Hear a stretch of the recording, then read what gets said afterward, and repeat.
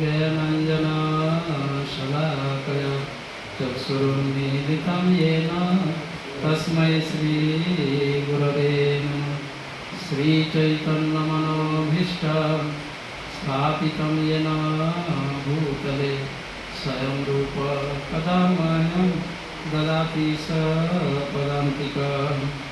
वन्देऽहं श्रीगुरो श्रीयुतपदकमलं श्रीगुरुं वैष्णवांश्च श्रीरूपं साग्रजातं सहगणा रघुनाथान्वितं तं सजीवं स्वाद्वैतं सावधूतं परिजनसहितं कृष्णचैतन्यदेवं श्रीराधाकृष्णपादं सहगणललिता श्रीविशाखान्वितं च। नमो विष्णुपदाय कृष्णपृष्ठाय भूतले श्रीमते भक्तिवेदान्त स्वामिनिति नामिने।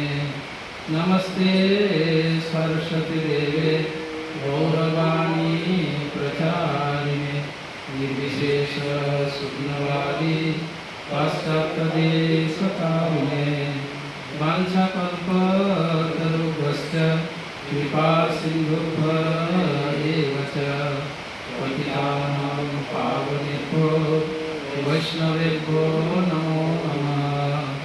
हे कृष्ण करुणा सिन्धो दीनबन्धो जगत्पते गोपेश गोपिकान्त राधाकान्त नमस्तुते। तप्तकाञ्चन गौराङ्गी राधे वृन्दावनेश्वरी वृषभानुसुते देवी प्रणमामि हरिप्रिये।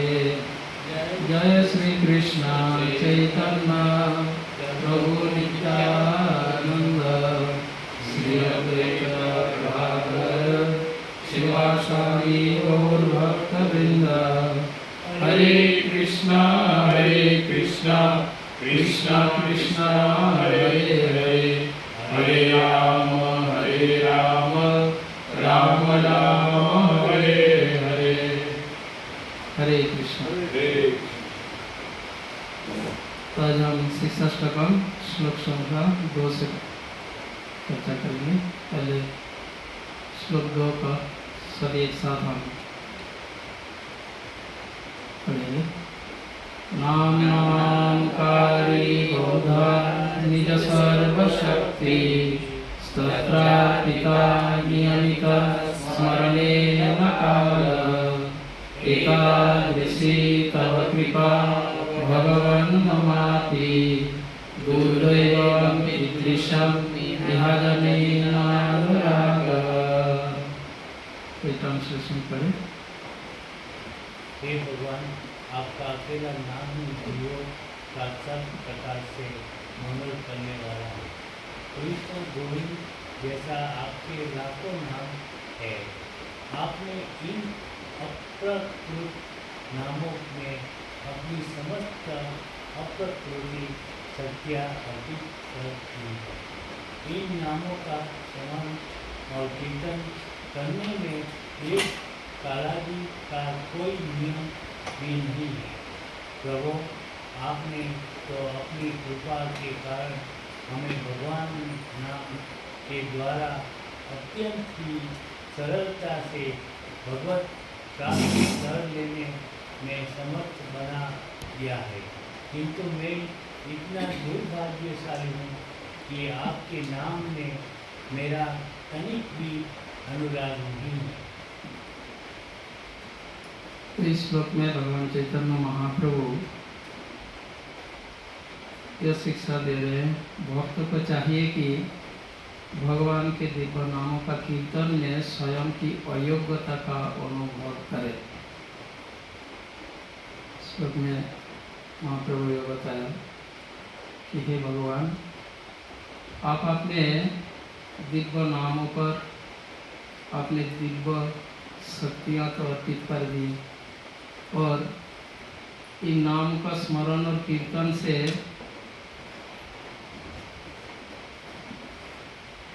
पापों से मुक्त हो जाएंगे। ये भी पहला श्लोक में बताया प्रबंधुरमात्र है ना, चेतो दर्शन, चित्त हृदय कलमश से मुक्त हो जाएंगे।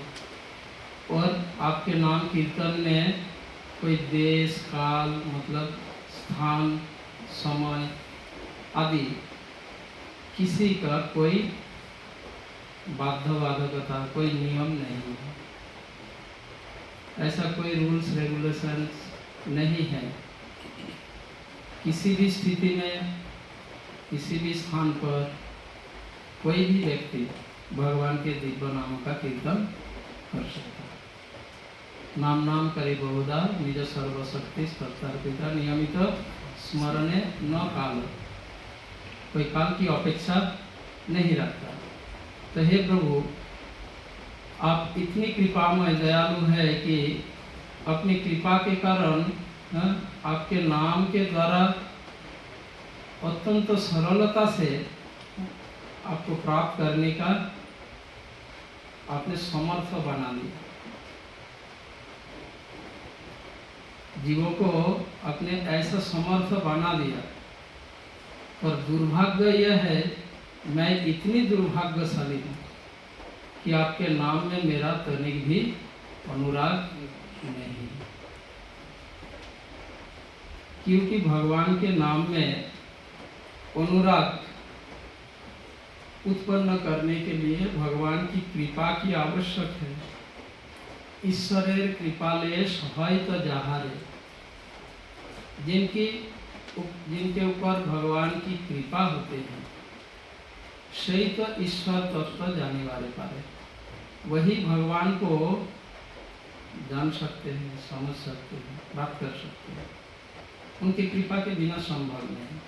तो इसीलिए भक्तों को चाहिए कि वे भगवान से ऐसा प्रार्थना करें। वह शिक्षा यहाँ पर भगवान चैतन्य महाप्रभु बताते हैं। नाम प्रभु से हमें प्रार्थना करना चाहिए। उनने इतना कृपा किए भगवान, पर हम इतने दुर्भागा हैं, इतने दुर्भाग्यशाली कि आपके नाम में हमारा रुचि नहीं है। भगवान के नाम में हमारी तनिक भी अनुराग नहीं है, रुचि नहीं है।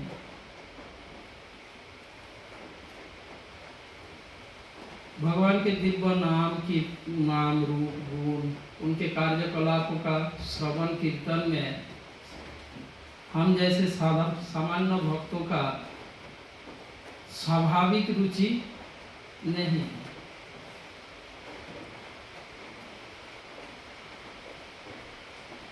जैसे कि साधक भक्त के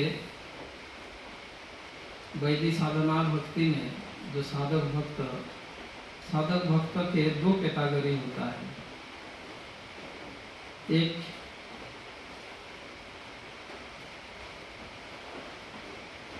एक साधक वैदिक साधना भक्ति अनुशीलनकारी भक्त का एक अपेक्षिणी और एक अनपेक्षिणी भाव। अपेक्षिणी भाव होता है शुरुआत में, जब हृदय के अनर्थ दूर नहीं होता, हृदय पवित्र नहीं है। शुरुआत में हमारा हृदय अपवित्र होने के कारण, कलुषित होने के कारण भगवान के नाम रूप गुण उनके लीलाओं के संबंध में हमारा जो रुचि, वह रुचि जो अनुराग, ये अनुराग अपेक्षिणी होता है, यानी अपेक्षा करता है, डिपेंडेबल होता है। अपेक्षिणी मीन्स डिपेंडेबल। किस प्रकार? जैसे जब हम भगवान की कथा सुनते हैं तो पहले हमारे मन में यह विचार आता है, कथा कौन कर रहे हैं, वो व्यक्ति कौन है ना? कौन कीर्तन कर रहे हैं, लीड कौन कर रहे हैं। अगर वो अच्छे सिंगर है तो हमारा रुचि उत्पन्न होता है जाके भाग लेने का। और जब देखते हैं कोई ऐसे अच्छा सिंगर नहीं है, अच्छा कथाकार नहीं है, तो हमारा रुचि उत्पन्न नहीं होता सुनने में, कीर्तन करने में। तो ऐसे रुचि को अपेक्षिणी रुचि, अपेक्षिणी अनुराग, अपेक्षा रखता है, कौन कर रहे हैं, कैसा है, पहले हमारा मन विचार करता है, तब पता चलता है। हाँ, जब अच्छा कोई सिंगर कीर्तन कर रही है तो मन करता है जाके बैठे सुने, भाग ले इसमें। हाँ या ना? तो हमारा रुचि अपेक्षिणी रुचि है, क्योंकि हमारा हृदय कलुषित है। पर जैसे जैसे हृदय के कलमश दूर होता जाता है, हृदय क्लीन होने लगता है, हृदय पवित्र होने लगता है, तब भक्त यह अपेक्षा नहीं करते, तब उनमें दृढ़ता आता है, स्टेडीनेस आता है। नहीं, अभी कथा सुनो, भागवत क्लास चाहे कोई भी दे, प्रभुपाद का सिस्टम है, मुझे भागवत क्लास अटेंड करना है, कीर्तन कोई भी गा रहे हैं, मैं पार्टिसिपेट करना है, तब वो अपेक्षा नहीं करते। पर जब हृदय कलुषित रहता है तब हम ऐसा विचार करते हैं। तो यहाँ पर चैतन्य महाप्रभु बताते हैं कि मैं इतना दुर्भाग्यशाली हूँ, स्वयं भगवान भक्त के रूप में स्वयं आचरण करके चैतन्य महाप्रभु ये शिक्षा दी है। ये तो स्वयं भगवान है, भक्त रूप में आए, है ना, लीला कर। तो इस प्रकार भक्त के हृदय में ऐसी भाव होना चाहिए कि भगवान के दिव्य नाम कीर्तन में मेरी कोई योग्यताएं नहीं है।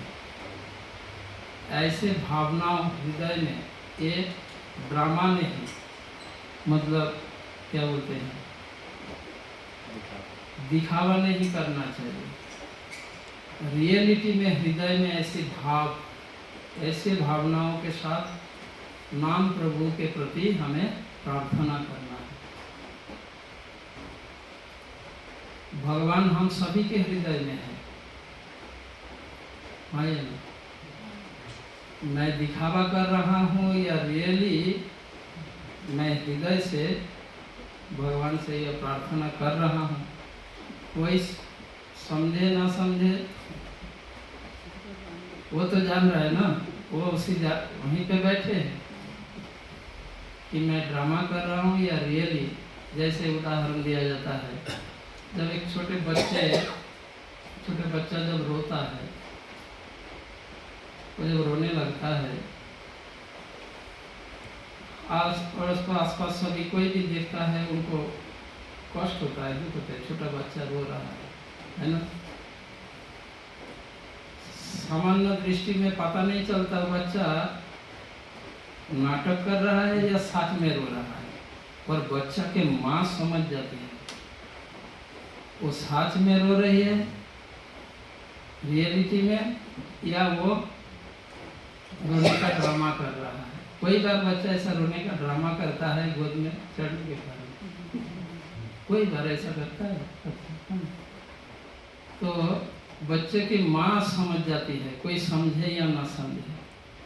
जब बच्चों की माँ समझ जाती है ना कि ये ड्रामा कर रही है, हाँ, तो उनमें वो ध्यान नहीं देती, वो अपना काम में व्यस्त रहते हैं। उसके बाद उसका पर अगर बच्चा वहाँ पता चलता है नहीं ये नहीं, चाहे कितना ही इम्पोर्टेंट काम हो, सब छोड़ के पहले बच्चे को उठाएंगे। ठीक उसी प्रकार, ये तो भौतिक उदाहरण है, तो भगवान हम सभी के हृदय में है। तो हमारे हृदय की भाव कैसा है, कोई जाने या ना जाने, कोई समझे या ना समझे, तो भगवान जानते हैं। तो इसीलिए हमें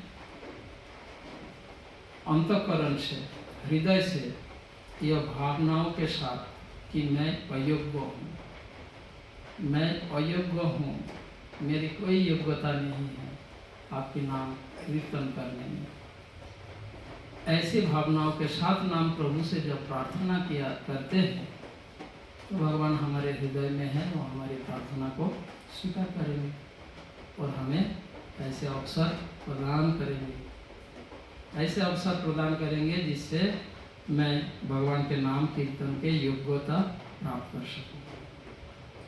तो यही शिक्षा है इस श्लोक में कि भक्तों को ऐसे भावनाओं को प्रकट करना है, पर हम चाहकर भी ऐसे भावनाओं को प्रकट नहीं कर पाते। इसके पीछे कोई कारण है जो आगे हम डिस्कस करेंगे।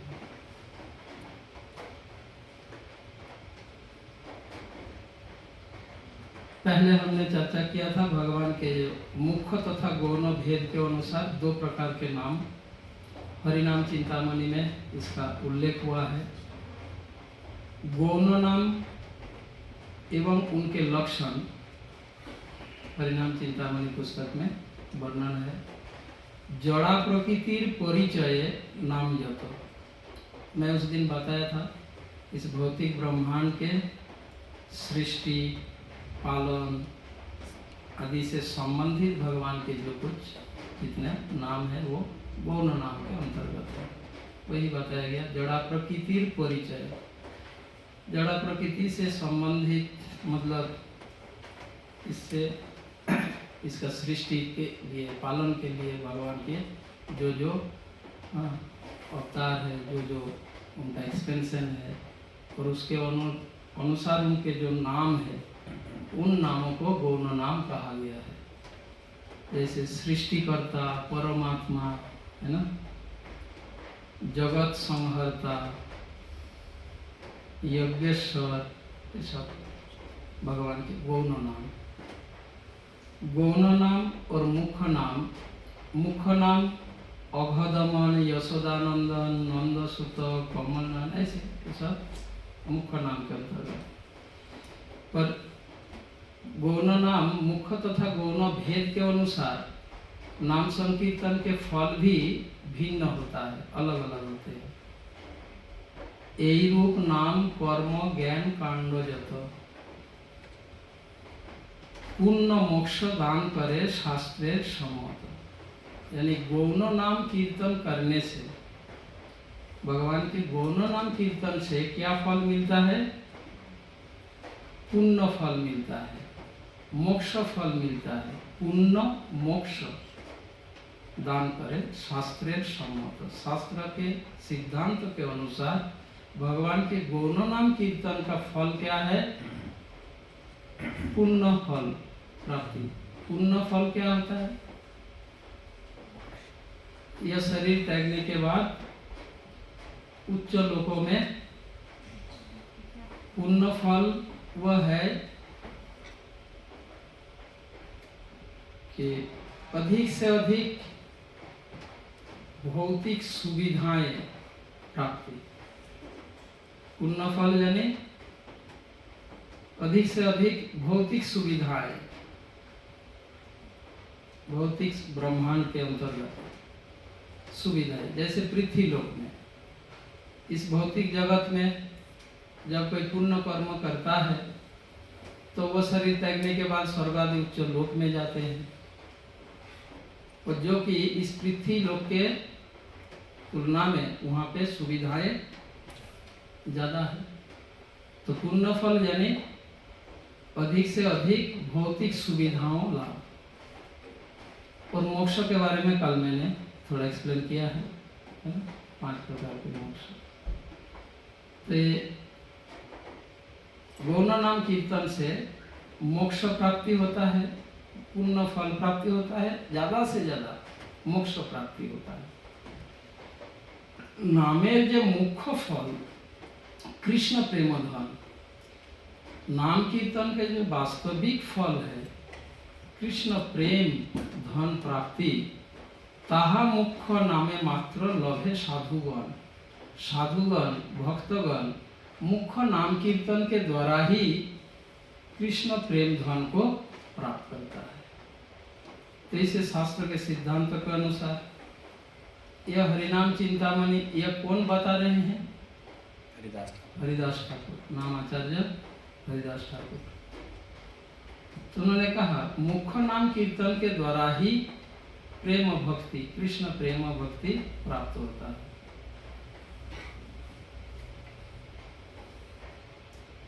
तीन प्रकार के नाम संकीर्तन है।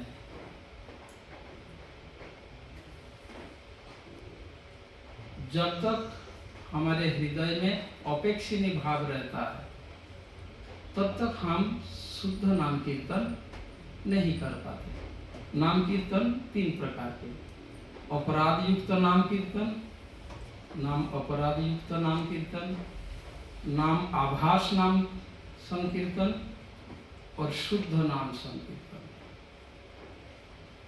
कीर्तन और संकीर्तन दोनों शब्द में क्या अंतर है? संकीर्तन शब्द के दो अर्थ है। सम तथा कीर्तन दोनों शब्द मिलकर संकीर्तन शब्द बनता है।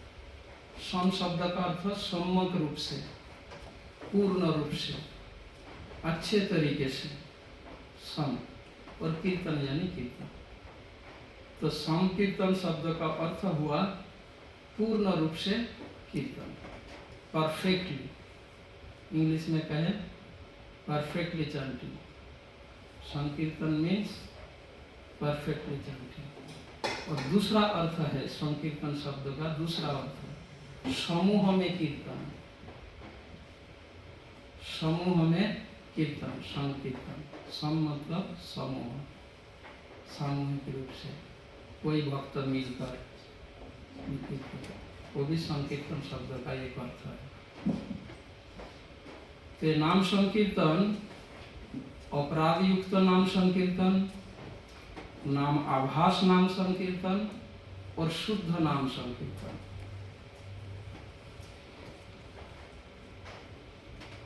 नाम अपराध युक्त नाम संकीर्तन करने से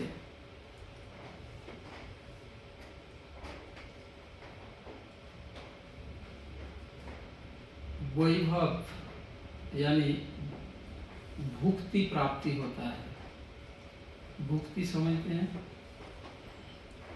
मैं पिछले एक क्लास में बताया, कब बताया याद नहीं है। भुक्ति मीन्स इस भौतिक ब्रह्मांड में जो सुविधाएं, भोग तथा ऐश्वर्य की प्राप्ति। अपराध युक्त नाम कीर्तन का फल भोग तथा ऐश्वर्य की प्राप्ति होने लगेंगे। साथ साथ और भी फल है। अपराध युक्त जब नाम संकीर्तन करेंगे भक्त, इसका फल रिजल्ट क्या होगा? उन्हें भोग ऐश्वर्य प्राप्ति होंगे। और भोग ऐश्वर्य प्राप्ति यानी संसार में बंधे रहना, उसको भोगना है ना, उसको भोग करने के लिए संसार में रहना पड़ेगा। तो नाम अपराध युक्त नाम कीर्तन का एक फल तो यह है, भोग तथा ऐश्वर्य की प्राप्ति होगा। दूसरा, वे असत संग में लिप्त हो जाएंगे स्लोली। पता ही नहीं चलेगा भक्त को कब वो असत संग में पड़ गया। बाह्यिक हो सकता है, आंतरिक रूप से भी हो सकता है। अपराध युक्त नाम कीर्तन करते रहेंगे भक्त, वो अपराध से दूर रहने का प्रयत्न नहीं करेगा। अपराध युक्त नाम कीर्तन करेंगे तो भोग तथा ऐश्वर्य की प्राप्ति होंगी और असत संग लाभ। तीसरा रिजल्ट आएगा, कृष्ण की सेवा में उन्हें दिव्य आनंद का अनुभूति नहीं होगा। भगवान की सेवा करके भी हृदय में वो आनंद प्राप्त नहीं कर पाएगा। ये तीन मुख्य फल है नाम अपराध युक्त नाम कीर्तन का। कोई व्यक्ति पढ़े नाम अपराध युक्त नाम संकीर्तन यहाँ पर। नाम अपराध युक्त नाम संकीर्तन ईश्वर विमुख जीव अनादिकाल से भौतिक संसार में बुद्ध व्यवस्था को प्राप्त कर दुर्दैव अर्थात दुर्भाग्यपूर्ण स्थिति को प्राप्त हुआ है। अन्य विलास कर्म तथा ज्ञान इन तीन भोग प्रवृत्ति युक्त मार्गों में चलकर जीव अपने स्वरूप को विस्मृत कर दुर्दैव की स्थिति को प्राप्त करता है। अन्याभिलाष के कारण जीव भौतिक सुख पाने के लिए पुण्य कर्मों के प्रभाव से स्वर्ग आदि उच्च लोक प्राप्ति की इच्छा करता है। तो ये नाम अपराध युक्त नाम संकीर्तन का परिणाम जो मैंने बताया, वही 3 बातें यहाँ पर बताया गया है। थोड़ा लैंग्वेज थोड़ा आ रहा है क्योंकि जो हिंदी भाषी है उनके लिए तो यही है। तो अपराध युक्त नाम संकीर्तन से, अपराध युक्त नाम कीर्तन से ये जो 3 रिजल्ट होता है और इसके परिणाम स्वरूप क्या, उनको दुर्दैव की प्राप्ति। दुर्दैव का अर्थ दुरवस्था, दुर्भाग्यपूर्ण स्थिति, कष्टपूर्ण स्थिति, क्लेशपूर्ण स्थिति। सामान्य दृष्टि में संसार के सामान्य लोग सोचते हैं कि दुर्भाग्य केवल पाप कर्मों के फल स्वरूप ही दुर्भाग्य प्राप्ति होता है, परंतु ऐसा नहीं। पुण्य कर्म फल भी दुर्भाग्य है, पाप भी दुर्भाग्य है, पुण्य भी दुर्भाग्य है। जैसे किसी कैदी को, क्रिमिनल को लोहे की चेन से बांध कर रखना और किसी कैदी को सोने की चेन से बांध कर रखना, दोनों ही कैदी है। फर्क क्या है? एक सोने की चेन से बंधा हुआ है और एक लोहे की चेन से बंधा हुआ है, दोनों ही बद्ध अवस्था है।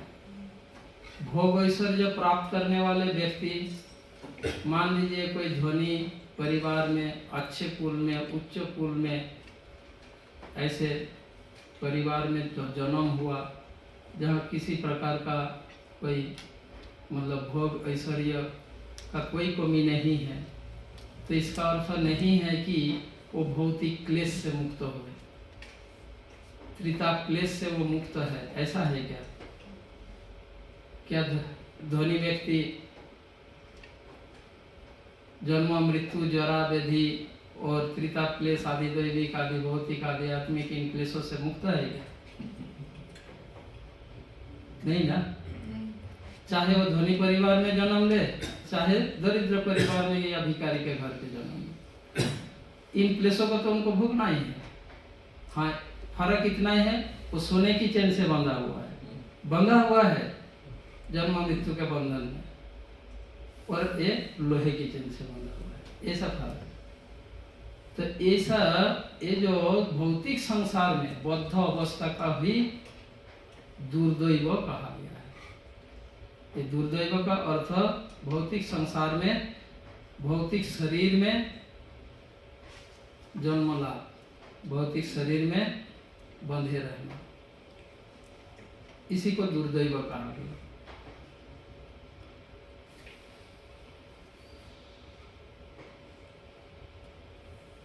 यहाँ पर एक फिल्म स्टार का पिक्चर डाला, मैं बताता हूँ। कौन जानते हैं इसको? मैं इसका नाम तो मुझे नहीं पता, जो भी एक फिल्म स्टार है। कभी कभी, हाँ, अक्षय कुमार। तो कभी कभी इस संसार में कभी कभी व्यक्ति भोग तथा त्याग की इच्छा के अनुसार निराकार ब्रह्म की उपासना में नियोजित होता है।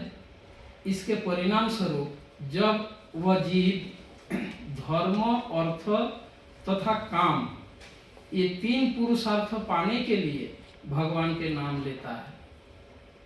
फिल्मों में ये जो एक्टर कभी कभी जब वो एक्टिंग करता है, भगवान ऐसा कोई रोल, भूमिका, किरदार निभाता है, मान लीजिए वो किसी भक्त का किरदार निभा रहा है, तब तो भगवान का नाम लेता है। उनका ये जो भगवान का नाम कीर्तन, यह अपराध युक्त नाम कीर्तन। उसका नाम कीर्तन के पीछे क्या पर्पस है? ये तीन में से कोई एक है, धर्म, अर्थ, काम। इन तीनों में से संसार में ऐसे बहुत लोग, ये तो एक फिल्म स्टार का जस्ट उदाहरण, ऐसे बहुत से लोग हैं जो ये तीन कारण से भगवान का नाम कीर्तन करते हैं। ऐसा नाम कीर्तन, नाम अपराध युक्त नाम कीर्तन, धन पाने की इच्छा से। वो ये फिल्मों के बाद क्या वो एक बार भगवान का नाम लेता है? तो उस समय जो वो लिया, पर्पस क्या था? धन कमाना। तो कोई कब जब ड्रामा करते हैं या जैसे कोई एक्टिंग करता है उस समय, तो इसीलिए प्रभुपाद कहते हैं कि ड्रामा में नारद मुनि का अभिनय करना और वास्तव में नारद मुनि बनना, दोनों में बहुत अंतर है। कोई भी ड्रामा में नारद मुनि का भूमिका किरदार अभिनय कर सकता है, इसका अर्थ यह नहीं कि वो नारद मुनि हो गए। ठीक उसी प्रकार संसार में कोई लोग ऐसे एक्टर, ऐसे वो और भी कोई लोग जागतिक, ये तीन कारण से कभी कभी वो भगवान का नाम लेता है। या तो अर्थ के कारण, या तो धर्म, अर्थ, काम। धर्म यानी वो संसार में अपना क्या बोलते हैं, फेम, अपना यश, प्रतिष्ठा के कारण, सम्मान पाने के कारण धर्म अनुशीलन का दिखावा करता है और तब वो भगवान का नाम लेता है। उनका ऐसा भगवान का नाम लेना अपराध युक्त नाम, और अपराध युक्त नाम करने से क्या होता है? तीन फल मिलता है, अभी बताया।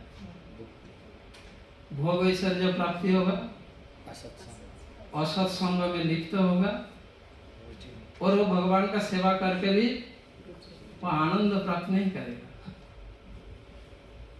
ये परिणाम होगा जब कोई अपराध युक्त नाम कीर्तन करेगा। तो ये तो भौतिक, जो अभक्त के लिए मैंने कहा, जो अभक्त है वो किस प्रकार अपराध युक्त नाम करता है, उसका समझाने के लिए ये बात बताया। पर भक्त लोग भी अपराध युक्त नाम करते हैं। हमें अभक्त की बात तो छोड़ देना, इसका तो कोई मतलब नहीं है।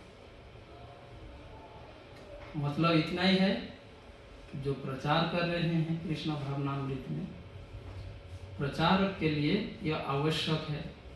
ऐसे व्यक्ति जब ऐसा करते हैं, उन्हें आप प्रीच कर सकते हैं अगर वो आपसे क्लोज रिलेशन में आ रहे हैं। ऐसा नहीं पहली बार ही आप उनको ऐसा कहोगे।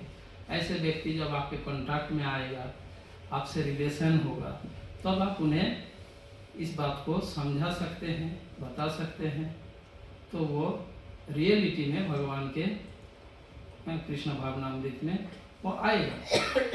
इस उद्देश्य से ये बात कहने का मतलब, हम ऐसा नहीं करेंगे क्योंकि हम ऑलरेडी कृष्ण भावनामृत में आ चुके हैं। करेंगे क्या? ये जो एग्जाम्पल, जो उदाहरण दिया जाए, ऐसा तो भक्त लोग नहीं करेंगे। पर ये क्यों हमें जानना है? कृष्ण भावनामृत के प्रचार के लिए। ये जो संसार में जो अभक्त है, जो वैष्णव नहीं है, अवैष्णव है, वे लोग भी भगवान का जो नाम करते हैं, अपराध युक्त नाम करते हैं। और अपराध युक्त नाम करने से परिणाम यह होता है।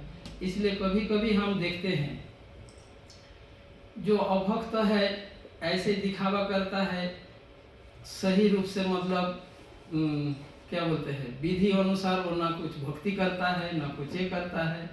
कभी कभार जो केवल दिखावा करता है, वो लोग बहुत ही सुख, समृद्धि और भोग ऐश्वर्यपूर्ण स्थिति में रहता है। और जो भगवान का दृढ़ता के साथ जो भगवान की भक्ति करता है, उनके पास ऐसा धन का प्राचुर्य नहीं होती है ना। यही तो रीजन है क्योंकि वो शुद्ध नाम करने की प्रयत्न कर रहा है और ये अपराध युक्त नाम कर रहा है, तो परिणाम यही होता है। जब एक बार नारद मुनि युधिष्ठिर नारद संवाद में यह है, श्रील प्रभुपाद कृष्ण लीला पुस्तक में, यहाँ पर कौन सी लैंग्वेज में है वो पुस्तक? हिंदी गुजराती में। जो कृष्ण बुक है ना, उसमें बानासुर वध जो चैप्टर है उसमें वर्णन है, या तो 10th कैंटो में आपको मिलेगा। युधिष्ठिर महाराज नारद मुनि से पूछा कि जो भगवान की आराधना करते हैं ये बहुत दुख कष्ट में रहता है, और जो देवी देवता अन्य देवी देवताओं का आराधना करता है वो बहुत ही सुख समृद्धि पूर्ण स्थिति में रहता है, ऐसा क्यों? युधिष्ठिर महाराज ने पूछा।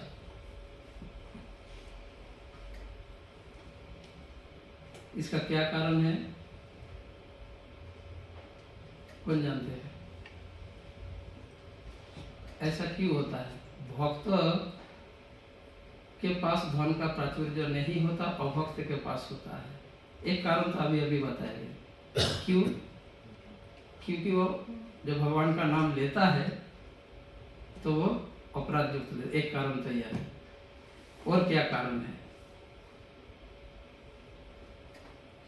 और वो भगवान का नाम लेगा भक्त, अगर ऐसी परिस्थिति में तो वो एकदम सीरियसली अंदर से वो नाम लेता है।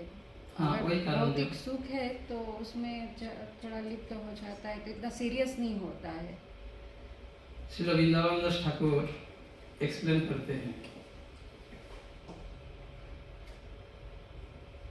लक्ष्मीकांतेर दास द्वारे द्वारे मागे, ये सबेर तत्व बुझे कौन महाभागे। श्री चैतन्य भागवत में वृंदावन दास ठाकुर ने लिखा। लक्ष्मीकांतेर दास, लक्ष्मी कांत कौन है? नारायण।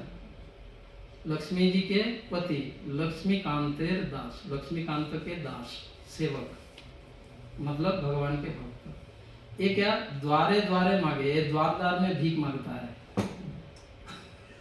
लक्ष्मीकांतेर दास द्वारे द्वारे मांगे। लक्ष्मी जो समस्त धन संपदा के इंचार्ज है, और लक्ष्मी देवी के इंचार्ज नारायण है ना, और उनका सेवक द्वार द्वार में भीख मांगता है। और जो शिव जी के भक्त जो स्मशान में रहता है भिखारी की तरह, जिनके पास कुछ नहीं है, उनका भक्त इतना धन ऐश्वर्य के अधिकारी होता है। ऐसा क्यों? ये सबेर तत्व बुझे कौन महाभागे। कोई भाग्यशाली व्यक्ति ही इस तत्व को समझ पाएगा, कोई सामान्य व्यक्ति इसको नहीं समझ सकता। ऐसा क्यों?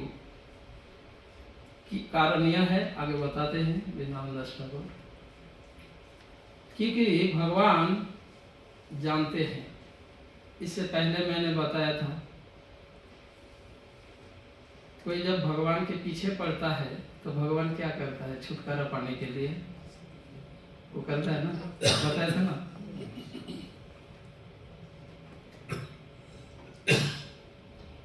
प्रभु कहे आमी विज्ञ, प्रभु कहे से तो मूर्ख आमी विज्ञ, विषय कहने दियो। भगवान यह कहते हैं कि मैं विज्ञ हूँ, मैं जानता हूँ ये धन, यह अर्थ, यह धन संपदा से क्या होगा, वो नहीं जानता। वो तो मूर्ख है। वो धन संपद मांगने वाला जो है वो तो अज्ञानी मूर्ख, वो नहीं जानता। तो इसीलिए मैं जानता हूँ। तो भगवान अपने भक्तों को, और इससे पहले क्लास में मैं बताया, ये विषय धन संपद ये किसके समान? जहर के समान।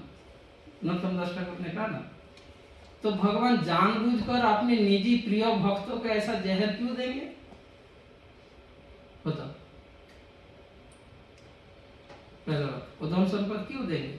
क्योंकि इसमें क्या होगा, धन संपद में वो आसक्त होकर भौतिक जगत में आबद्ध होने की संभावना बढ़ेगा, इसीलिए भगवान नहीं देते।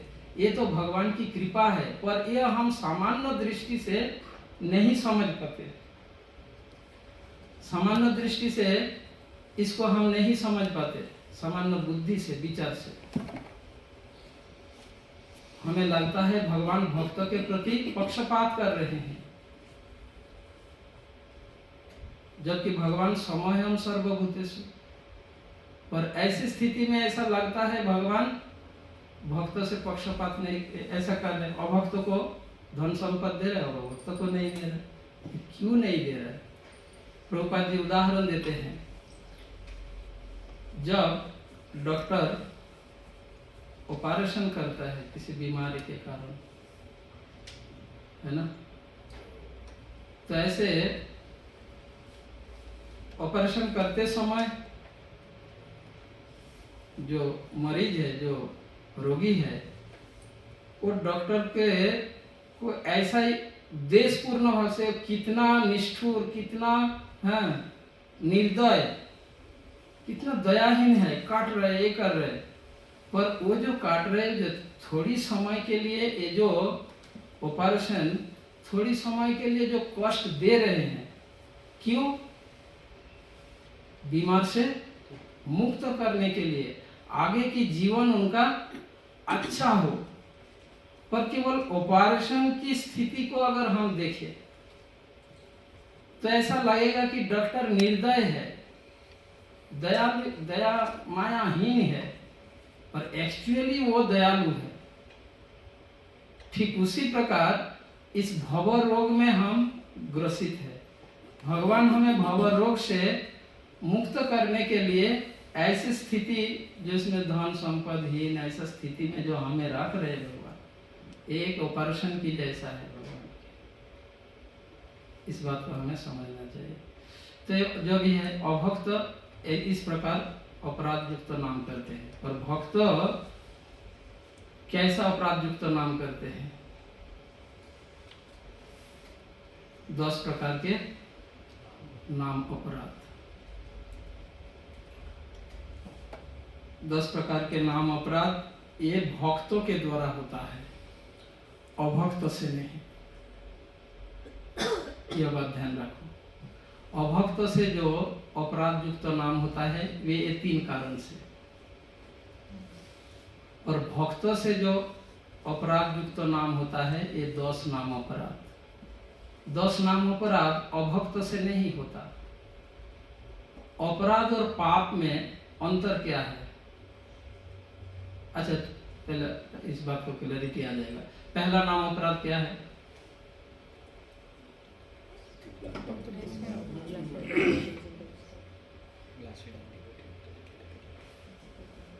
भक्तों का निंदा करना, उन भक्तों की निंदा करना जो भगवान के दिव्य नाम प्रचार में अपने जीवन समर्पित किया।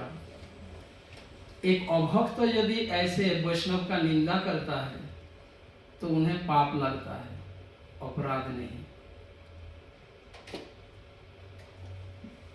और भक्त यदि निंदा करता है तो वो अपराध होता है। अपराध और पाप में अंतर क्या है?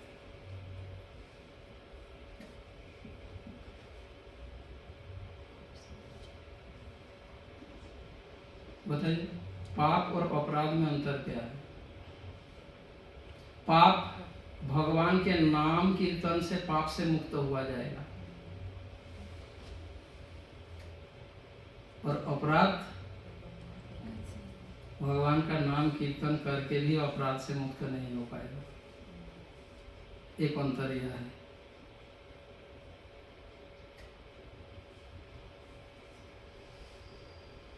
भक्तों के कोई कार्य जब भक्त कर रहे हैं तो अपराध माना जा रहा है, और जब अभक्त करता है तो उसको पाप माना जा रहा है। ऐसा क्यों? वो अज्ञान में है। वो अभक्त है, वो अज्ञान में है, लेकिन जो भक्त है वो जानता है फिर भी करता है। एक ही कार्य पर व्यक्ति के स्थिति के अनुसार दंड अलग अलग होता है, पनिशमेंट अलग होता है। हाँ या ना?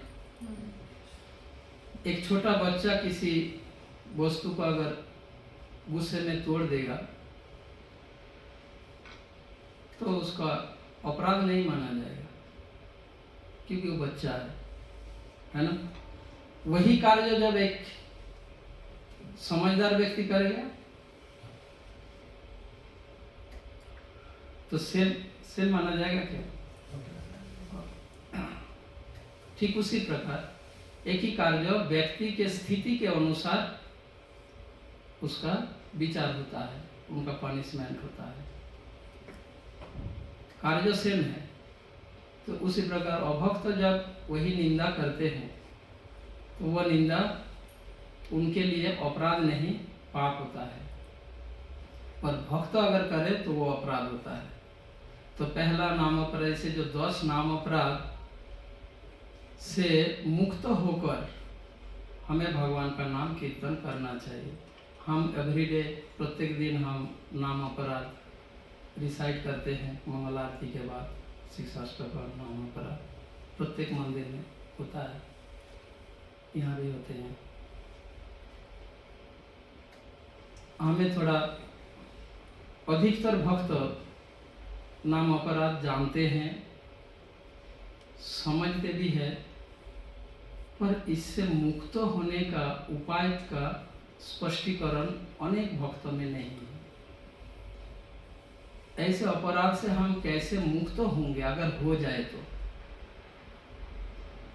कुछ कुछ जानते हैं, सभी नहीं जानते, हाँ या ना? हमें वह जानना जरूरी है। क्यों? क्योंकि हम शुद्ध भक्त नहीं हैं और हमसे अपराध होना स्वाभाविक है। तो इसीलिए अगर न चाहते हुए भी हमसे अपराध हो जाएगा, और 10 नाम अपराध में से 9 नाम अपराध से कोई भक्त अगर मुक्त भी रहे, दूर भी रहे, 10वीं नाम अपराध से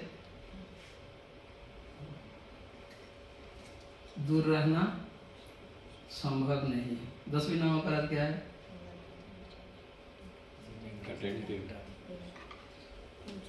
भगवान के दिव्य नामों के इतने महिमा जानने के बावजूद भौतिक आसक्ति बनाए रखना, मेंटेन करना, इससे हम मुक्त है क्या? भौतिक आसक्ति से।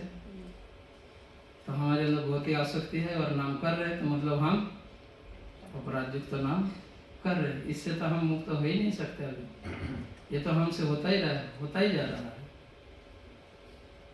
भौतिक आसक्ति है हमारे अंदर और भगवान का नाम भी। अगर 9 अपराध से हम मुक्त हो भी जाए और 10वीं अपराध के साथ साथ हम चल रहे हैं, और ऐसा नहीं कि सब सारे भक्त 9 अपराध से मुक्त रहते हैं। हो ही जाता है, होने की संभावना रहता है, ना चाहते हुए भी हो जाता है। इसीलिए उन अपराध से हम कैसे मुक्त हो सकते हैं उसको थोड़ा हम, सारे तो नहीं हो पाएगा। तो पहला नाम अपराध जो भक्त निंदा, ये वैष्णव अपराध और नाम अपराध दोनों ही है। पहला नाम अपराध जो है वैष्णव निंदा, वैष्णव अपराध भी होता है और नाम अपराध भी होता है। इस नाम अपराध के साथ साथ वैष्णव अपराध। भगवान चैतन्य महाप्रभु कहते हैं, जगत तेरे बाहुतुली बले गौर धाम, अनिंदुक होई सबे लह कृष्ण नाम।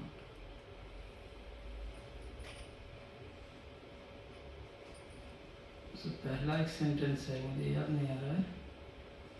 सवारे करीब गौर चंद्र से उद्धार, व्यतिरिक्त निंदु कोई तब दुराचार। गौरांग महाप्रभु सभी को उद्धार करेंगे। चैतन्य महाप्रभु का आविर्भाव इसीलिए हुआ। वो योग्यता अयोग्यता विचार किए भी ना भगवत प्रेम प्रदान करने के लिए भगवान गौरांग महाप्रभु के रूप में आविर्भूत हुए। योग्यता विचार किए बिना सभी को भगवत प्रेम देने के लिए। वही गौरांग महाप्रभु कहते हैं, इन 3 लोगों को छोड़ के मैं सभी को उद्धार करूंगा। 3 कैटेगरी के लोग को मैं कृपा नहीं करूंगा, बाकी सबको, चाहे वो कितना ही पापी क्यों ना हो, सबको भगवान गौरांग महाप्रभु कृपा करेंगे, उद्धार करेंगे। चाहे इस जीवन में हो, चाहे 10 जीवन बाद हो, चाहे 100 जीवन बाद हो, करेंगे निश्चित। तो सवारे करीब गौर चंद्र से उद्धार, व्यतिरिक्त निंदु कोइतव दुराचार। व्यतिरिक्त मतलब एक्सेप्शन। ये 3 कौन कौन? निंदा करने वाला निंदु, कोइतव कपटी, मिथ्याचारी। भगवत गीता में भगवान मिथ्याचारी बताए ना, कौन सा श्लोक? कर्मेन्द्रियाणि संयम्य कर्मेन्द्रियाणि संयम्य यस्ते मनसा स्मरन्।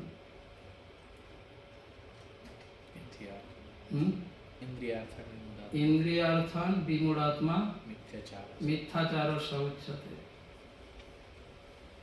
गौरांग महाप्रभु यही कह रहे हैं, कपटी, मिथ्याचारी। और तीसरा है दुराचारी। मिथ्याचार और दुराचार में क्या अंतर है? व्यतिरिक्त निंदु कोइतव दुराचार। ये 3 कैटेगरी के लोगों को छोड़कर सभी को उद्धार करेंगे, चाहे वो कितना ही पापी क्यों ना हो। निंदा करने वाला, कपटी यानी मिथ्याचारी, और दुराचारी। दुराचार और मिथ्याचार में क्या अंतर है?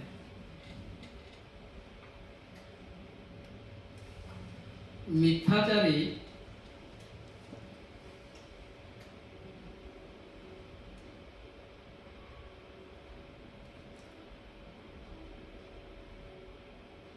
गलत करके दिखावा करता है, वो गलत नहीं किया, उसको मिथ्याचारी कहते हैं। गलती करता है पर दिखावा करता है उसने गलती नहीं किया, इसको बोलते हैं मिथ्याचार। और दुराचार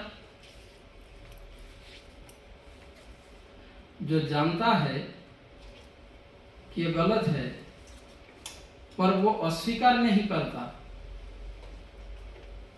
कि उसने, वो स्वीकार करता है पर दुराचार करते रहते। अजामिल दुराचारी था या मिथ्याचारी था?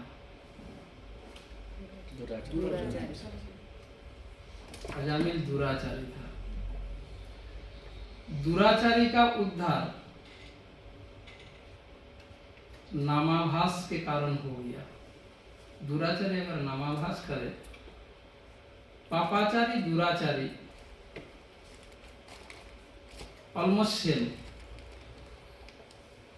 थोड़ा अंतर है। एक्चुअली अजामिल पापाचारी और दुराचारी, दुराचारी और मिथ्याचारी, ये तीनों में कुछ सिमिलरिटी है और कुछ डिफरेंस भी है। मिथ्याचारी, पापाचारी और दुराचारी। मिथ्याचारी तो वो मतलब पूरा मुंह में आंखों में पूरा झूठ बोल देगा, तो एकदम नहीं, बिल्कुल नहीं, ये मिथ्याचारी है, कपटी है मिथ्याचारी। पापाचारी अज्ञानी हो सकता है। दुराचारी और पापाचारी दोनों एक ही है। यदि वो जानते हुए गलत करता है, गलत आचरण करता है, तो वो दुराचारी माने जाते हैं, और अनजान में होता है तो उसे पापाचारी कहते हैं। इतना अंतर है। तो अजामिल दुराचारी था, फिर भी उनका उद्धार हुआ क्योंकि वो नामाभास, आगे हम नामाभास का डिस्कस करेंगे। तो यहाँ पर जो गौरांग महाप्रभु ने कहा सभी को उद्धार करेंगे, केवल निंदा करने वाला और कपटी और दुराचारी को छोड़कर। तो इसीलिए भक्तों को ये 3 कार्य से दूर रहना है। कैसे हम दूर रहेंगे ये 3 प्रकार कार्य से? हमारी सिंप्लिसिटी स्वभाव को विकसित करना है, सरलता। जब व्यक्ति के हृदय में सरलता गुण विकसित होगा तो ये कपटता, दुराचार, मिथ्याचार अपने आप बंद होगा। इसीलिए कहा गया सरलता ही वैष्णवता है। जो जितना सरल हृदय है वो उतना उन्नत वैष्णव है। जिनका हृदय जितना सरल है, और हृदय में जब सरलता गुण विकसित होता है तो स्वतः ही स्वाभाविक रूप में ये अवगुण अपने आप दूर हो जाएगा। ये अवगुण है हमारे अंदर, क्योंकि हम बद्ध जीव है। चीटिंग प्रोपेंसिटी 4 त्रुटियों में से एक है। धोखा देने की प्रवृत्ति 4 त्रुटियां है ना, भ्रम, प्रमाद, विप्रलिप्सा, कर्णकट। तो ये चीटिंग प्रोपेंसिटी जो है ये तो बद्ध जीवों का 4 त्रुटियों में से एक है। पर इस त्रुटि से मुक्त होने के लिए एक भक्त को क्या करना है? सरलता गुण को विकसित करना है।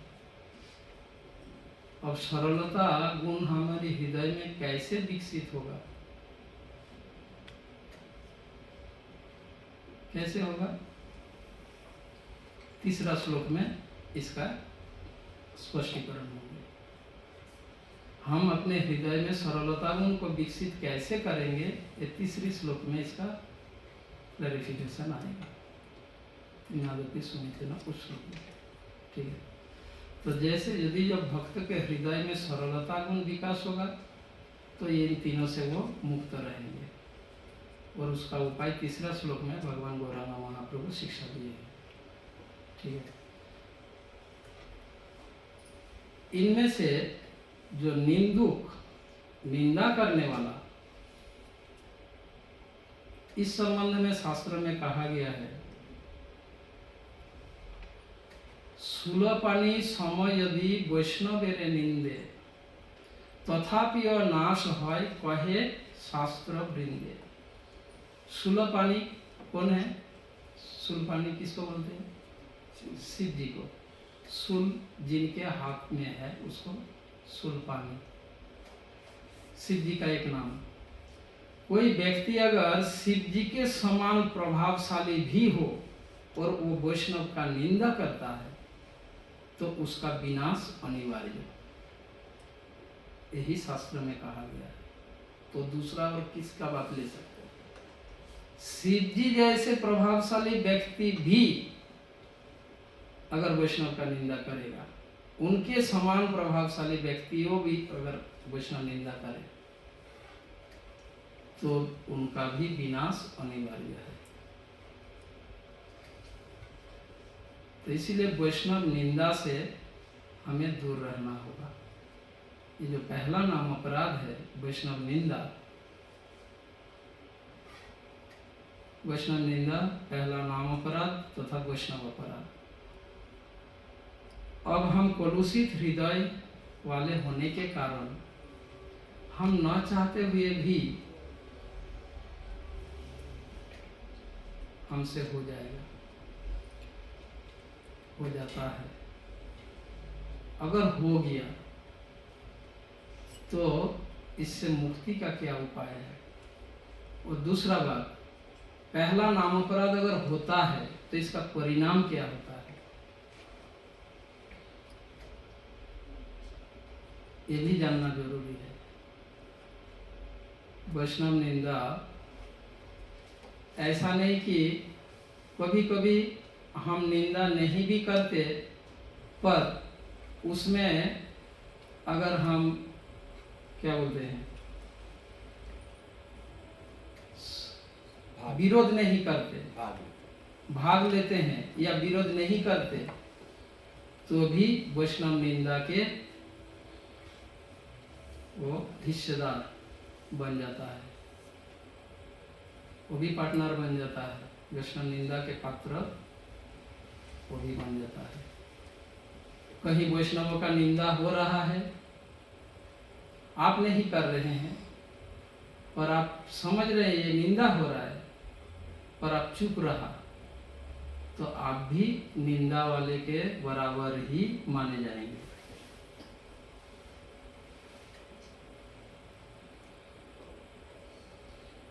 कोई भक्त वैष्णव का निंदा कर रहे हैं, आप नहीं कर रहे हो, आप वहां पर उपस्थित हो और आप चुप हो, तो वैष्णव निंदा के जो अपराध, निंदाकारी के समान आप भी अपराधी हैं।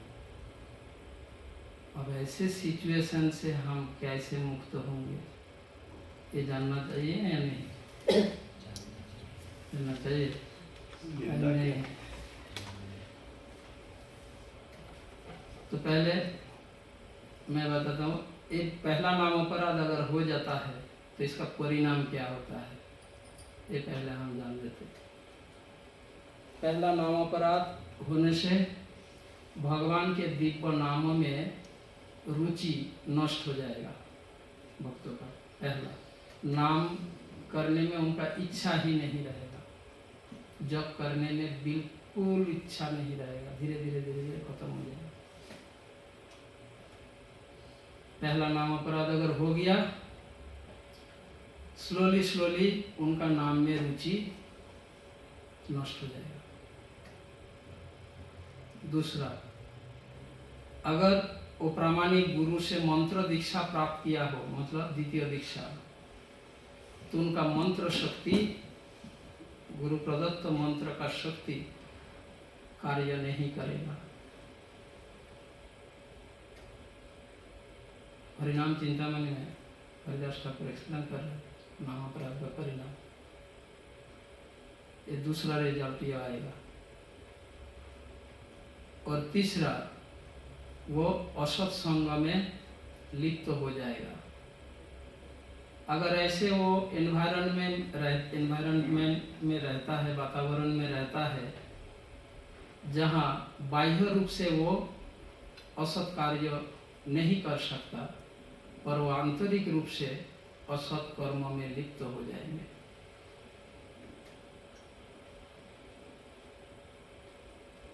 इंटरनली एक दो और है, मुझे याद नहीं आ रहा, तो बहुत बहुत खतरा है ये। इसीलिए हम एवरीडे मॉर्निंग इसको बार बार रिसाइट करते हैं, याद दिलाते हैं। हम पूरे दिन भर इन बातों को याद रखें भगवान के नाम करते समय, और हम तो जस्ट तोते की तरह भूल जाते हैं, उस पर तो विचार करते ही नहीं। इसका उद्देश्य, पर्पस यह है, सुबह सुबह हम इनको रिसाइट करते हैं, पर्पस यह है कि हम दिन भर इन बातों को याद रखें, स्मरण रखें कि मुझसे ऐसे गलतियाँ न हो। ये पर्पस में ऐसा योगी भी ऐसा सिस्टम बनाया गया, पर हम इतना सिंसियर नहीं हैं, जस्ट तोते की तरह बोल दिया, हो गया, बस मुँह से बोल दिया, चला गया, है ना। हम ध्यानपूर्वक श्रवण करते हुए उनको रिसाइट नहीं करते। 4 प्रकार के श्रोता होते हैं, सुनने वाला व्यक्ति 4 प्रकार के हैं।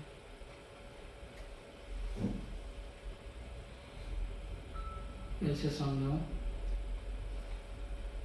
जब भी हम कुछ सुने, चाहे भगवान की कथा सुने, शिक्षा सुने, या नाम अपराध जो रिसाइट कर रहे, हम सुनते रहे ना, हम किस कैटेगरी के श्रोता है उस पर हमारी सिंसियरिटी डिपेंड करता है। 4 प्रकार के श्रोता होते हैं सुनने वाला व्यक्ति।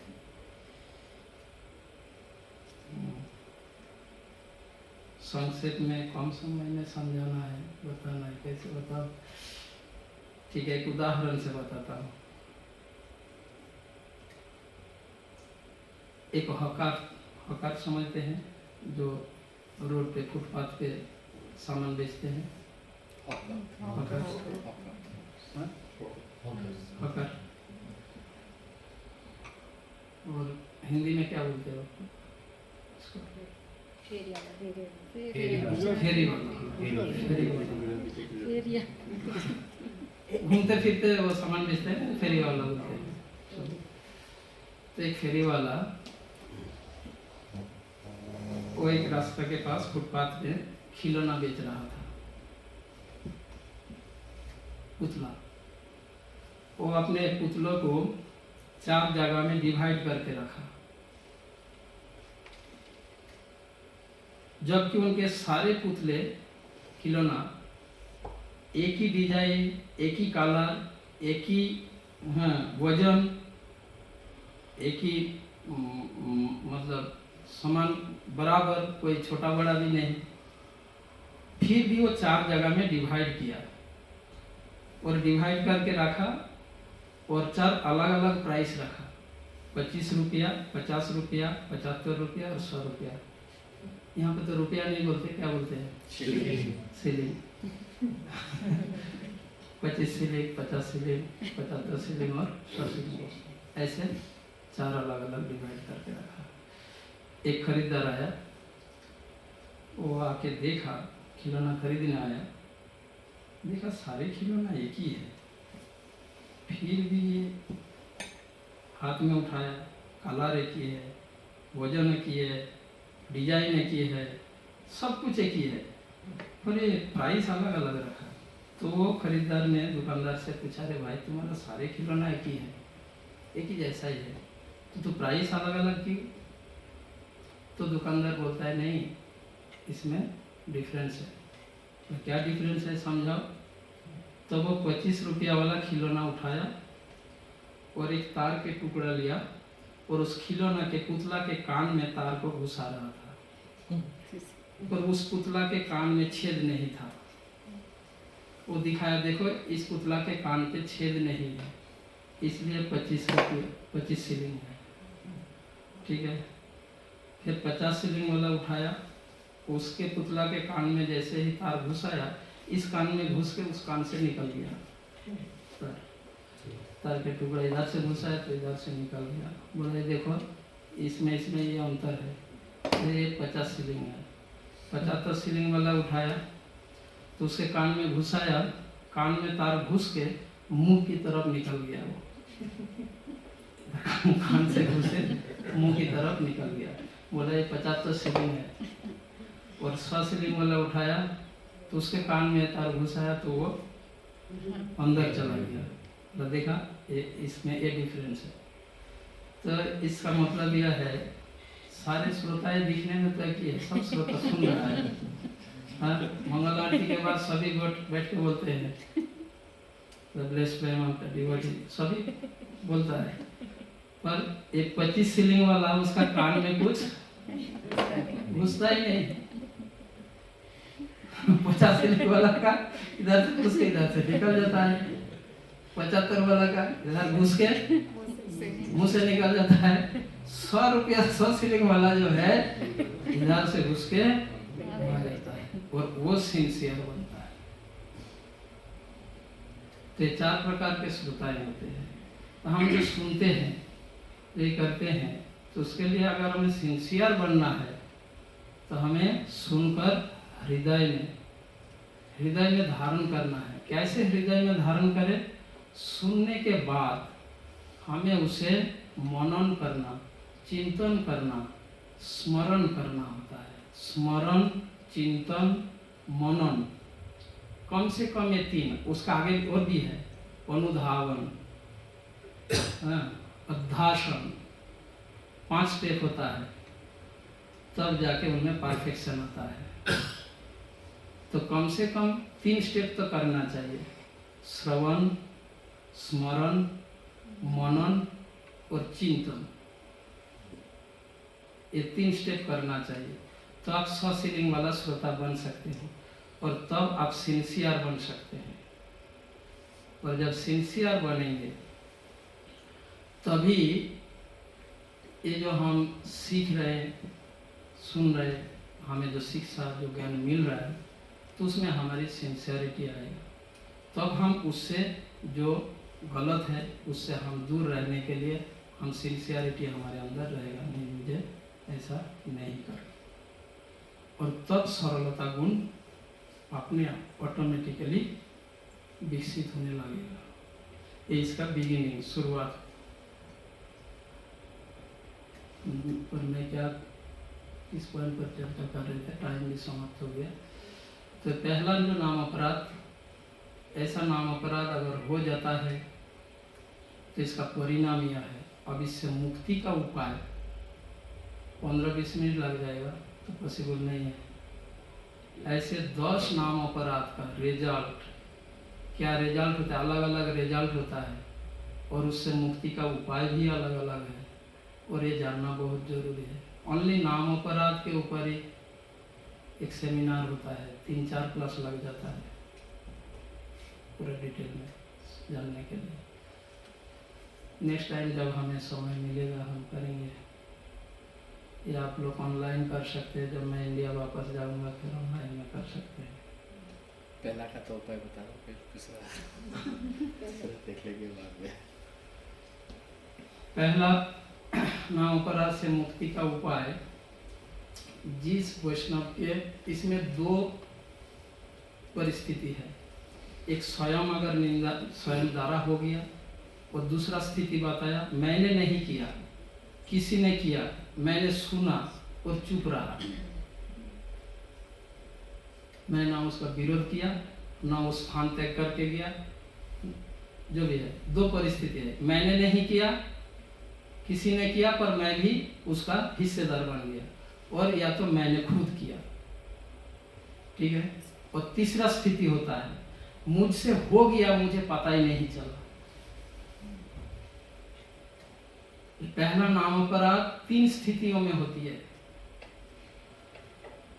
एक स्वयं से हो जाता है, कब हो जाता है, जब भक्त आवेश में आ जाता है, क्रोध के आवेश में, काम के आवेश में, लालच के आवेश में। जब वो आवेश में आ जाता है भक्त, काम, क्रोध, लोभ, मात्सर्य, इन चीजों के आवेश में आ जाता है भक्त, तब उनसे हो जाता है वैष्णव निंदा।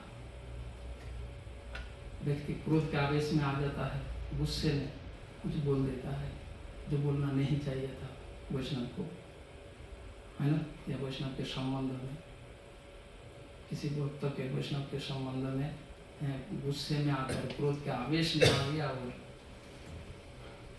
ऐसा बात बता दिया, तो उससे ऐसा हो जाता है। तो ये 3 परिस्थिति होता है पहला नाम अपराध, वैष्णव निंदा। वैष्णव निंदा या तो स्वयं से, या किसी ने किया तो मैं भी उसका हिस्सेदार बन गया, या मुझे पता ही नहीं चला मुझसे कब हो गया ऐसा। ये 3 स्थितियों में नाम अपराध, और तीनों में के लिए मुक्ति का उपाय भी अलग अलग है। अब आप कैसे करेंगे, 2 मिनट में, 5 मिनट में, 10 मिनट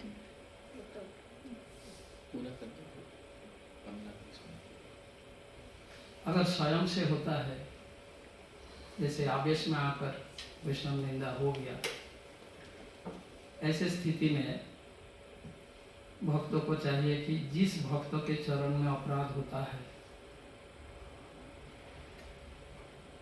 उनके पास जाकर क्षमा याचना करना।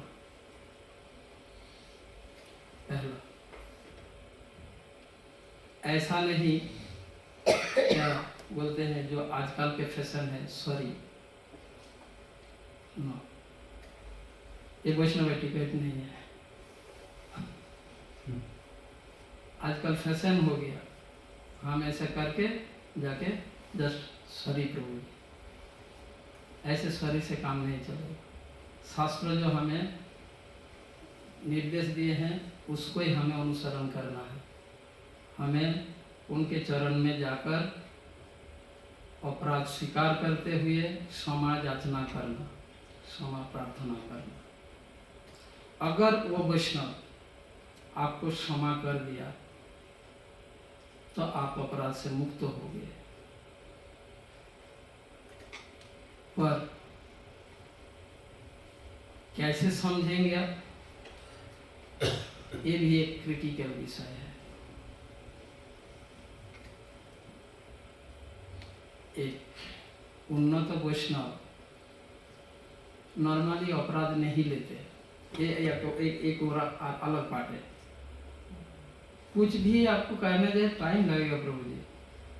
देखो क्या क्या होता है, मान लीजिए कि आपके चरण में मेरा कोई अपराध हुआ, मेरे को समझ आया और मैं आप क्षमा मांगने गया, तो कभी कभार क्या करे, या तो हो सकता है हाँ ठीक है कोई बात नहीं है, हरे कृष्णा। तो मैं कैसे समझूं उसने मेरे को क्षमा कर दिया? वो तो लोकाचार मेंटेन करने के लिए ऐसा कहा होगा, पर हृदय में वो दुख दर्द है। अगर वैष्णव के हृदय दुखी है, भगवान सहन नहीं करते। तो मैं कैसे समझूं कि आपने मेरे को क्षमा कर दिया? एक क्रिटिकल स्थिति है। उसको जानने के लिए अगर वो आप मेरे को क्षमा कर दिया तो मैं कैसे समझूं, इसको मेरे को ये करना होगा, मतलब जानना होगा। मेरा पर उसके बाद क्षमा याचना करने के बाद एक हो सकता है नहीं ठीक है जाओ कोई बात नहीं। उनका मूड किस तरीके से वो कह रहे हैं, अगर ऐसा कह रहे तो बिल्कुल क्षमा नहीं किया है ना। और अगर लोकाचार मेंटेन करते हुए कहा ठीक है कोई बात नहीं, पर वो हृदय से दुखी है, लोकाचार मेंटेन करने के लिए ऐसा कहा, तो मैं कैसे इसको समझूं कि उन्होंने मेरे को क्षमा कर दिए? तो इसके लिए अगला स्टेप होता है उनकी सेवा करना। क्षमा प्रार्थना करना ही पर्याप्त नहीं है, उससे यह पता नहीं चलेगा कि उन्होंने आपको क्षमा कर दिया या नहीं। उसके बाद आपको उनका सेवा करना होगा, कुछ ना कुछ सेवा। यदि अगर वो आपकी सेवा को स्वीकार किया तो समझो आपको क्षमा कर दिया। अगर वो सेवा स्वीकार नहीं किया तो समझ लेना वो अभी भी आपके प्रति दुखी है। केवल क्षमा याचना करना ही अंतिम या पर्याप्त नहीं है। तो पहला स्टेप क्षमा याचना, दूसरा स्टेप उनकी सेवा करना। एक बार, दो बार, तीन बार, बार बार वो एक बार प्रत्याख्यान कर दिए, रिजेक्ट, नहीं मुझे नहीं चाहिए, कोई बात नहीं। जब तक समझो, ऐसा आप फोर्स भी नहीं कर सकते। फोर्स करने जाओगे लेकर रख दे, किसी को दे कुछ भी कर दिया, इसके अंदर से बोल। अगर फोर्स करोगे तो नहीं चलेगा, मतलब बिना फोर्स करके करना है। अगर वो सेवा स्वीकार नहीं कर रहे हैं, आपको बार बार प्रयास करना है, उसके बावजूद अगर वो स्वीकार नहीं करते तो अब आपको हृदय से पश्चाताप करते हुए भगवान के दिव्य नामों का आश्रय लेना है। ठीक है, ये तो 3 स्टेप करने के बाद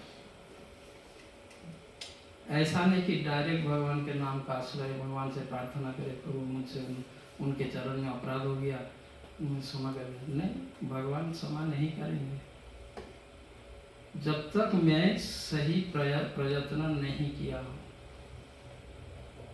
तो ये 3 स्टेप मेरे को फॉलो करना पड़ेगा।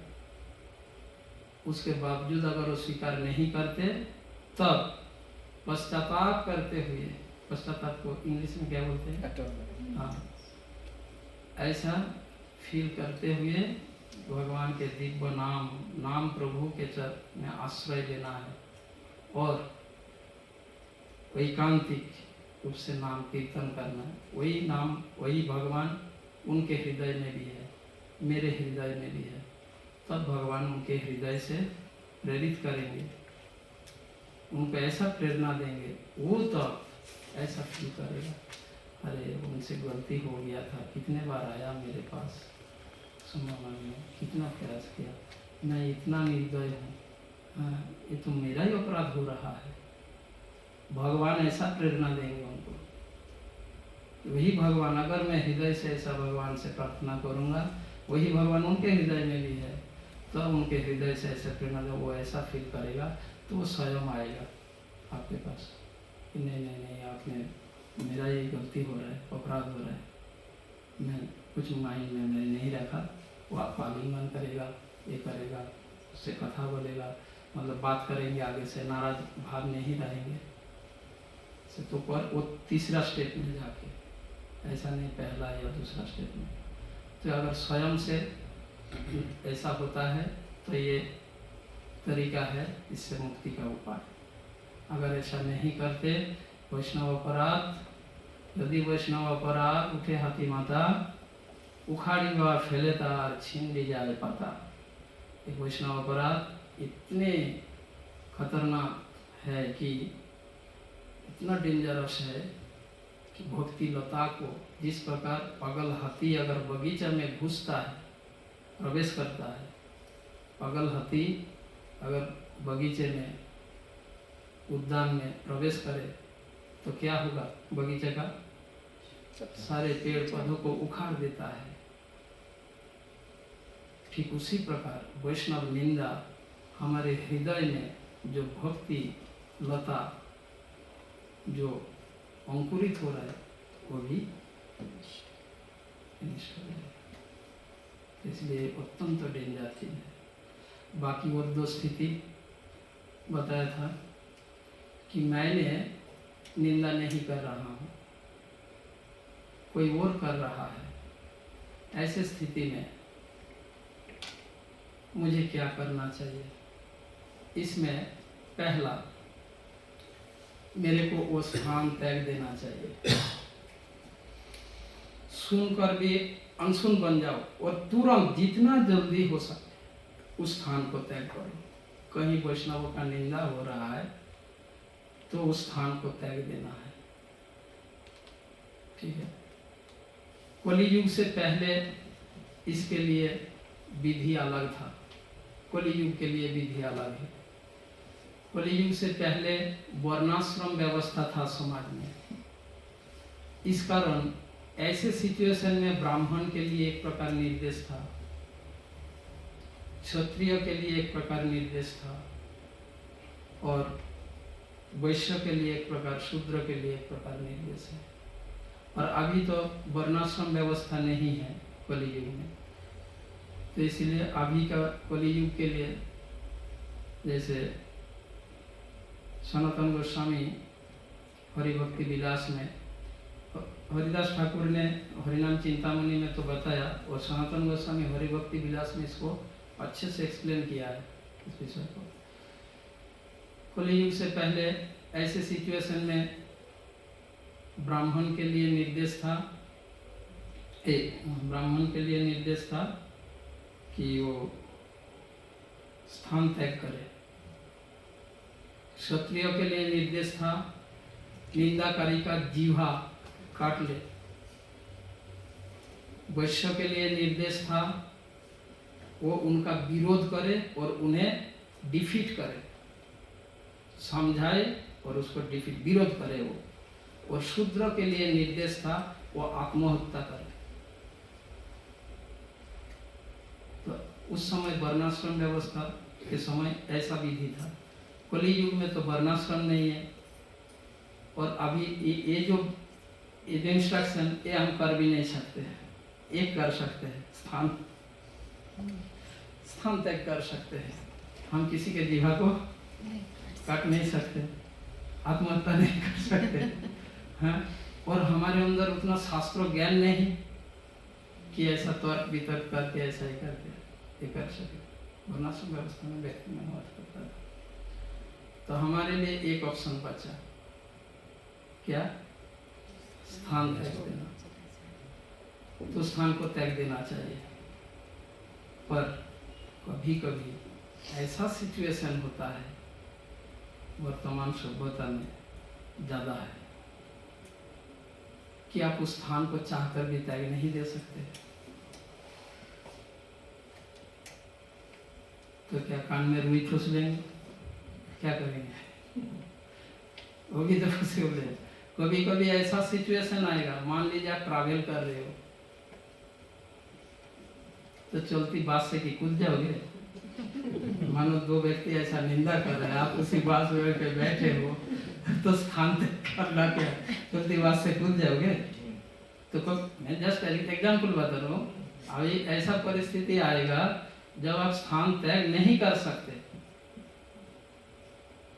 तो दूसरा निर्देश यह है या तो उसको डिफीट करो। और अगर आप में इतना शास्त्र ज्ञान नहीं है तब क्या करना है? तीसरा निर्देश ऐसे सिचुएशन में, तीसरा निर्देश है कि आप सवस्त्र जिस कपड़ा पहने हुए हो जाके नहाना है, गंगा में स्नान करना है। तो गंगा या नहीं है, जो भी है आप स्नान करके हो, मतलब जल शुद्धिकरण करके करके सवस्त्र नहाना है।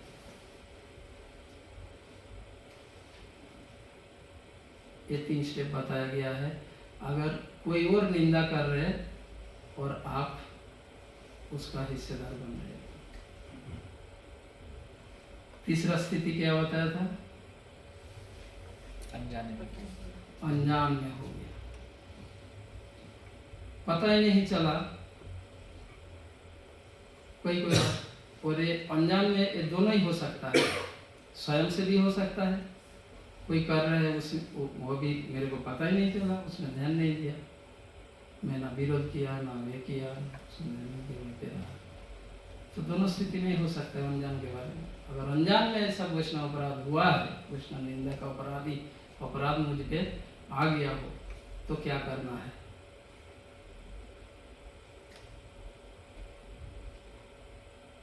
इसके लिए निर्देश यह है, पर पता कैसे करें अनजान में हो गया? तो एक प्रश्न ही आता है, अगर मेरे अनजान में हो गया तो इसीलिए पता करने की भी आवश्यक नहीं है। हमारी सोसाइटी में, हमारी परंपरा में निर्देश है वैष्णव की सेवा करना। अनजान में वैष्णव निंदा का अपराध अगर पहला नाम अपराध होता है, हमें भी नहीं पता मुझसे हो गया या नहीं हुआ, इसीलिए बीच बीच में वैष्णव सेवा करना चाहिए। और अनजान में अगर स्ट्रॉन्ग वैष्णव अपराध हो जाता है तो पता चलता है किसके चरण में अपराध हुआ है। एज एग्जाम्पल, एक बार सनातन गोस्वामी जब वृंदावन में भजन करते थे, भगवान की लीला स्मरण करते हुए उन्होंने देखा कि राधा रानी फूल संग्रह करने, पुष्प चयन करने गया, फूल तोड़ने गए। जब गई तो कृष्ण वो फूल की जो वो टहनिया को ऐसे झुका रहे थे, और जैसे राधा रानी तोड़ने जाती तो छोड़ देते थे। ये लीला देख रहे थे सनातन गोस्वामी। राधा रानी फूल तोड़ना चाहती है और कृष्ण उस टहनिया को ऐसा झुकाते, जैसे हाथ पहुंचने वाला होता है छोड़ देता है, छोड़ नहीं पाते। ऐसे बार बार ऐसा कर रहे थे। ये लीला देख रहे थे सनातन गोस्वामी, और देखते हुए वो मुस्कुरा रहे थे, हंस रहे थे। उनको कुछ पता ही नहीं है, वो तो उसी में वो तल्लीन थे। उस समय एक वैष्णव वहां से गुजर रहे थे, ब्रजवासी वैष्णव। उनको लगा कि सनातन गोस्वामी उसे देखकर हंस रहा है, उनका मजाक उड़ा रहा है। और ये सनातन गोस्वामी को पता ही नहीं था। वो तो भगवान की लीला दर्शन करके वो हंस रहे थे, और उस वैष्णव को लगा कि मुझे देखकर वो हंस रहा है, वो संतुष्ट हो गए। और इस अपराध के कारण वो लीला गायब हो गया। सनातन गोस्वामी और देखने बहुत प्रयास करके भी और नहीं कर पा रहे थे, और हृदय से अप्रसन्न हो गए सनातन गोस्वामी। तो इधर रूप गोस्वामी जी, सनातन गोस्वामी उस समय रहते थे पावन सरोवर के तट पर, और रूप गोस्वामी जी रहते थे पेड़ कदम्बा में। तो सनातन गोस्वामी पावन सरोवर से रूप गोस्वामी के पास आए पेड़ कदम। कौन कौन गए हैं वृंदावन? नंदगांव गए। नंदगांव में पावन सरोवर से थोड़ी दूर में पेड़ कदम्बा है, थोड़ी दूर में है। तो वहाँ पर आए रूप गोस्वामी जी के पास, आके ये बात शेयर किया कि ऐसा ऐसा हुआ है। उनको पता ही नहीं है क्यों ऐसा हो रहा है। मैं हृदय से अप्रसन्न हूँ, और बहुत प्रयास करने के बावजूद मैं मन उसमें केंद्रित नहीं कर पा रहा हूँ। जब रूप गोस्वामी जी से ये बात शेयर किए, तब रूप गोस्वामी जी ने कहा, तो इसका मतलब यह है अनजान में आपका वैष्णव अपराध हुआ है। अब इससे तो एक ही उपाय है, तो समस्त वैष्णवों को सेवा देना पड़ेगा। सारे ब्रज, उस समय आज के दिन जैसे वृंदावन तो नहीं थे, तो समस्त ब्रजवासी वैष्णवों को इनवाइट किया प्रसाद के लिए, वैष्णव सेवा के लिए। सारे वैष्णव आए। एक वैष्णव, तो रूप गोस्वामी ने यही कहा सनातन गोस्वामी को, जिसके चरण में ऑफेंस हुआ है वो नहीं आएगा। अब आपको पता करना है कौन नहीं आएगा, तो उनके चरण में आपका अपराध हुआ है, फिर जाके उनसे अपराध। तो कभी कभी अनजान में जब होता है, पता चले या ना चले, हमारे लिए निर्देश है बीच बीच में हमें वैष्णव की सेवा करना। गृहस्थ के लिए, जैसे गृहस्थ वैष्णव वो अपने घर में बुलाए वैष्णवों की सेवा करे। ब्रह्मचारी ये वैष्णवों की काय मन वचन किसी से भी, किसी भी तरीके से वो भक्त की सेवा करे। वैष्णव सेवा करना है, ऐसा नहीं। ब्रह्मचारी तो धन से नहीं कर सकते, तन मन से कर सकता है। गृहस्थ तन मन धन तीनों से कर सकते हैं। तो इस प्रकार से वैष्णव सेवा बीच बीच में करना ही है, हमसे होता ही रहता है। तो जो भक्त वैष्णव सेवा नहीं करते, वो उनके अनजान में जो वैष्णव अपराध वो रह जाता है, और उसके कारण वो भक्ति में आगे नहीं बढ़ पाते। संक्षेप में मैं तीनों कह दिया। तो पहला नाम अपराध, इसका परिणाम और इसका मुक्ति का उपाय। ऐसे प्रत्येक नाम अपराध का ऐसे ऐसे एक्सप्लेनेशन आएगा। भक्तों से ऐसे अपराध युक्त नाम होता रहता है, इस प्रकार का अपराध होता है, और नाम कीर्तन भी होता है, और जिस कारण हम भक्ति में आगे नहीं बढ़ते। हरे कृष्ण। हरे कृष्ण। जय श्री प्रभुपाद की जय। हरे कृष्णा। हरे कृष्णा। तो हम प्रभु जी के बहुत बहुत आभारी हैं, शांत नरसिम्हा प्रभु के। तो कुछ स्थिति के कारण आज लास्ट क्लास होगा प्रभु जी का यहाँ नैरोबी में, और कल वो जा रहे हैं एल्डोरेट। तो एल्डोरेट में उनका प्रचार का प्रोग्राम है वहाँ पे, और बहुत ही सुंदर तरीके से पहला श्लोक जो था शिष्टाष्टकम का, और थोड़ा सा दूसरा श्लोक में भी चर्चा किया है प्रभु जी ने, और समझाया है बहुत अच्छी तरह से। तो हम उनका आभार मानते हुए एक हरे कृष्णा महामंत्र का उच्चारण करेंगे। हरे कृष्णा कृष्णा कृष्णा हरे हरे, हरे राम राम राम हरे हरे। आशा करते हैं कि प्रभु जी बार बार आए यहाँ पे नैरोबी में, और उनका जो मूल्यवान संग है वो हम सबको प्रदान करे। और अगली बार शायद प्रभु जी आएंगे तो आश्रम भी बदल जाएगा। तो देखते हैं, वैसे प्रार्थना करते हैं प्रभु जी यहाँ पे बार बार आए और हमारा हमको उनका संग दे। हरे कृष्ण। हरे कृष्ण। श्री शिष्य शास्त्रकम की जय। जय। गौर प्रेमानंदी। हरे कृष्ण। जय समावेद भक्त वृंद की जय, श्रील प्रभुपाद की जय। जाने अनजान में मेरा अपराध हो चुका है, तो आप सभी वैष्णव मुझे कृपा करेंगे और मुझे क्षमा करेंगे। जाने अनजान में मुझसे जो भी अपराध हुआ है, मेरे शब्दों के कारण, बातों के कारण, शब्दों के कारण या मेरे व्यवहार से कोई अगर आप असंतुष्ट हो, प्लीज़ क्षमा कर दीजिएगा। हरे कृष्ण। हरे